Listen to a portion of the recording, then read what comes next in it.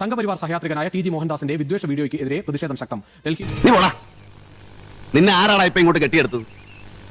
ആരുടെ 16 അടിയന്തരത്തിനാടാ നീ വന്നത്? സമരം ചെയ്ത യുവാക്കളെ വെടിവെച്ച് കൊന്ന് ശവം പെറുക്കി ആശുപത്രിയിൽ ഇടുമെന്നാണ് ടി ജി മോഹൻദാസ് പറഞ്ഞത്. ഗൗരവൊന്നും കണക്കിലെടുക്കണ്ട, എന്നെ പോലെ തന്നെയാ. എന്ത് ചെയ്യാനാ ലോറൻസ്? അവനും നിന്നെ പോലെ വിവരമില്ലാത്തവനായി പോയില്ലേ? ഈ സമരം ചെയ്യുന്ന ആളുകളോട് എത്രമാത്രം സംഘപരിവാറിന് വിദ്വേഷമുണ്ട് എന്ന് മനസ്സിലാക്കുന്ന തരത്തിലാണ് ടി ജി മോഹൻദാസിന്റെ ഈ പ്രതികരണം. രാഹുലേ, നിങ്ങളോട് എനിക്കൊരു ദേഷ്യമില്ല. വിവരമില്ലായ്മ ഒരു കുറ്റമല്ലല്ലോ. അതെ. നീ ശരിക്കും മണ്ടനാണോ അതോ മണ്ടനെ പോലെ അഭിനയിക്കാണോ? ശരിക്കും മണ്ടനാണ് സാർ. തീർച്ചയായും ടി ജി മോഹൻദാസ് അദ്ദേഹത്തിന്റെ ഒരു യൂട്യൂബ് ചാനലിലാണ് ഈ പ്രതികരണം ഇപ്പോൾ നടത്തിയിരിക്കുന്നത്. ഏതാണ്ട് 25-30 മിനിറ്റ് നീണ്ട ഈ പ്രതികരണത്തിൽ അദ്ദേഹം പറയുന്നത്, ഏറ്റവും പ്രധാനമായി പറയുന്നത്, താനായിരുന്നു പ്രധാനമന്ത്രിയെങ്കിൽ സമരക്കാർക്ക് നേരെ വെടിവെക്കാൻ ഉത്തരവിടുമായിരുന്നു. ഇങ്ങനെ നിരവധി ആളുകൾ വെടിയേറ്റ് വീഴും, കുറെ പേർ അംഗഭംഗം വരും, അവരെ പെറുക്കിയെടുത്ത് ആശുപത്രിയിൽ കൊണ്ടുപോകും. ഒരു 4 മണിക്കൂർ കൊണ്ട് തീർക്കാവുന്ന പ്രശ്നമായിരുന്നു ഇത്. ഇതാണ് ഇവിടുത്തെ സ്ഥിതി.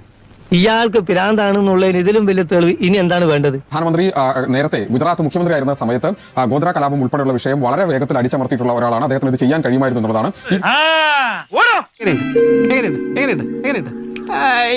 ശക്തി കൊണ്ട് തോൽപ്പിക്കാൻ കഴിയില്ല. നമ്മുടെ കയ്യിലാണെങ്കിൽ ബുദ്ധിയും ഇല്ല. വീഡിയോയിലുടനീളം ഈ CJP അല്ലെങ്കിൽ വിദ്യാർത്ഥികളുടെ പ്രതിഷേധവും ആ പ്രതിഷേധത്തിനുണ്ടായ വിജയവും കേന്ദ്ര സർക്കാരിൽ നിന്ന്, കേന്ദ്ര മന്ത്രിസഭയിൽ നിന്ന് ഒരാൾ രാജിവെച്ചതുമൊക്കെ വലിയ നിരാശയോട് കൂടിയാണ് ടി ജി മോഹൻദാസ് അതിനെ കുറിച്ച് പറയുന്നത്. തന്തയ്ക്ക് പറക്കാത്തത് തെറ്റൊന്നുമല്ല, പക്ഷെ അതൊരു അലങ്കാരമായി കൊണ്ട് നടക്കരുത്. നീ നാട്ടുകാരെ പൊട്ടം കളിപ്പിക്കലാണ് ഇക്കാര്യം കൂടി വ്യക്തമാക്കുന്നത്. ഏതായാലും ഈ പ്രതികരണം വന്നതോടുകൂടി വലിയ തരത്തിലുള്ള വിമർശനം ഇതിനെതിരെ ഉണ്ട്. രാജ്യത്തെ വിദ്യാർത്ഥികളെ തന്നെ വെടിവെച്ച് കൊല്ലണം എന്ന ഒരു നിലപാടുള്ള ഒരു സംഘപരിവാർ സഹയാത്രികനെ എന്ന നിലയിൽ വലിയ തോതിലുള്ള വിമർശനം അദ്ദേഹത്തിന് നേരെ ഉണ്ടാകുന്നു. അത്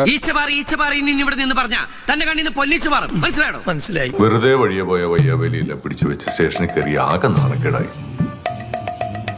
നാണം കിടന്ന നമുക്ക് പൊത്തിരിയൊന്നുമല്ലല്ലോ.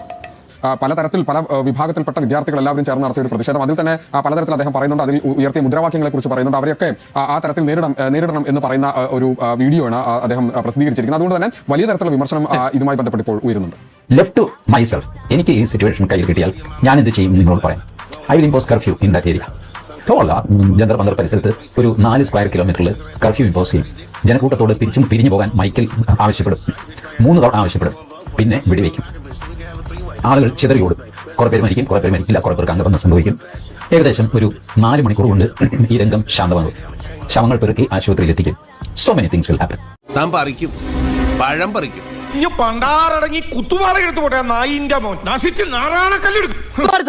അതങ്ങനെ വിടാൻ പറ്റുമോ ബ്രദർ? അതെങ്ങനെ വിടാൻ പറ്റും? തെമ്മാടത്തിലൊന്ന് ഒരിക്കൽ പറഞ്ഞാൽ മതിയോ? ഇവിടെ എന്താ ചോദിക്കാൻ പറയാനോ ആളില്ലേ?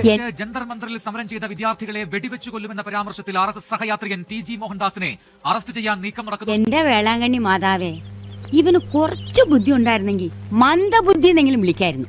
അതും ഇല്ലാതായി. അതൊക്കെ ഗോപാലകൃഷ്ണൻ ഒരു നമ്പറല്ലേ? ഇത് എന്റെ ഒരു നമ്പറാ.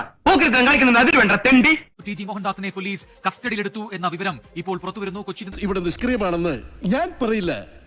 അങ്ങോട്ട് നോക്കൂ, എത്ര ക്രിയാത്മകമായിട്ടാണ് അവർ ജോലി ചെയ്തത് നോക്കൂ. പിന്നെ എന്ത് നിഷ്ക്രിയത്വമാണ് നിങ്ങൾ ആരോപിക്കുന്നത്?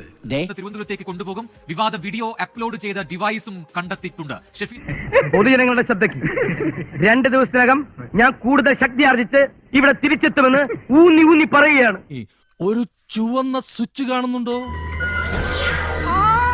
കാണുന്നുണ്ട്. ചുവന്ന സ്വിച്ച് അമർത്തി.